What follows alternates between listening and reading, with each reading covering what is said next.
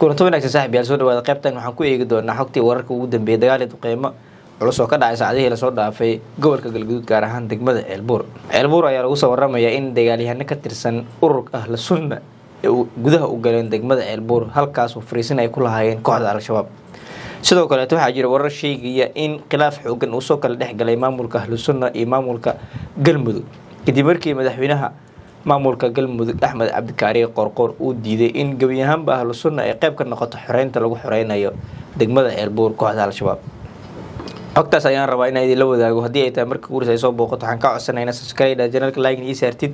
si aan u helo saaxiibadiga kale aad iyo maasan tahay warar isdiidan ayaa ka soo baxaya saacadihii la soo dhaafay qaybo kamid ah gobolka Galgaduud gaar ahaan degmada Ceelbuur saacadihii la soo dhaafay waxa gudaha u galay ciidamo ka tirsan Ahlu Sunna wal Jamaaca halkaas oo la sheegay in ay dagaal toos ah maanta kula galeen kooxda Al-Shabaab halkaas fariisin ku lahayd Ahlu Sunna ayaa lagu soo waramayaa in gacan ku haynta degmada Ceelbuur ay gabiyahanba la wareegtay waxaana jira warar sheegaya in halkaas dhaqaaqi ay ka wadaan ciidanka Ahlu Sunna waxaana la rajeynayaa in saacadaha soo socda ay gaaraan ciidanka xogta Soomaaliyeed halkaas sidoo kale waxaa la rajeynayaa in Ahlu Sunna ay ku wareejiyaan gacan ku haynta deegaanka ciidanka xogta Soomaaliyeed si la mid ah waxaa jira sidoo kale warar sheegaya in gacan ku haynta degmada Ceelbuur uu ka walaacsan yahay madaxweynaha maamulka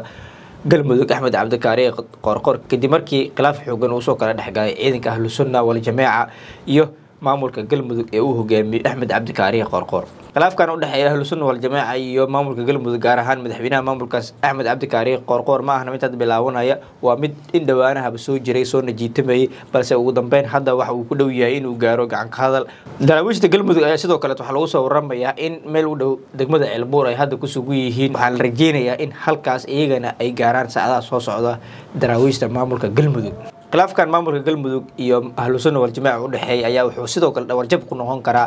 xoreynta la xoreeyay degmada Ceelbuur ee gobolka Galgaduud sababtoo Ceelbuur waxaa la rajeynayaa in madaxweyne Xasan Sheekh Maxamuud uu booqdo madaxweynaha ayaa waxa uu rabaa inuu ku faano markii la gaaro sanad guuridii saddexaad ee doorashadiisa ee 15 May